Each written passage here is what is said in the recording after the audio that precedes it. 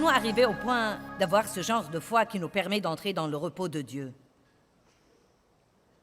Je ne vais pas vous donner une réponse recherchée, super spirituelle. Je vais juste vous dire ce que je crois être la vérité. Je crois que le seul moyen d'apprendre à arrêter de s'inquiéter et à arrêter d'essayer de comprendre les choses et à arrêter d'être jaloux de ce qu'ont les autres et à arrêter les folies que nous faisons. Et je vais vous en parler plus.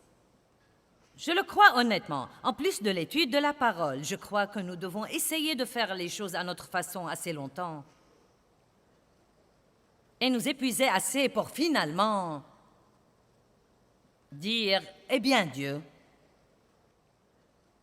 je me rends. » Allez, nous allons parler de la reddition ce week-end. Je me rends.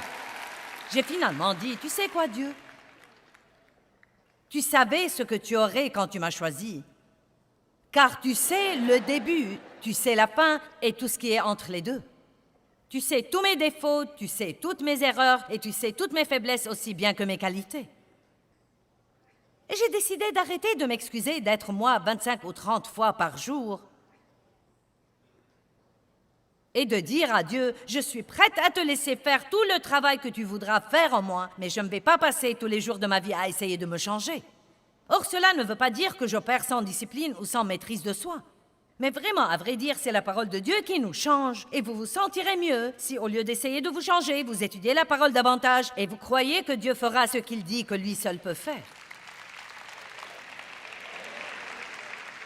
J'ai finalement décidé. Les décisions sont si importantes. Beaucoup de gens viennent à des réunions comme ça et ils écoutent et ne prennent jamais de décision.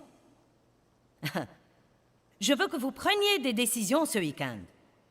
Je veux que vous décidiez de faire les choses à la façon de Dieu et je veux que vous partiez d'ici en sachant que vous ne pouvez pas le faire à moins que Dieu ne vous aide et je veux que vous partiez en vous appuyant, en comptant, en vous appuyant, en vous fiant, en vous appuyant et en comptant sur lui pour faire ce que lui seul peut faire. Vous voyez, quand je m'assieds sur cette chaise, je m'y appuie.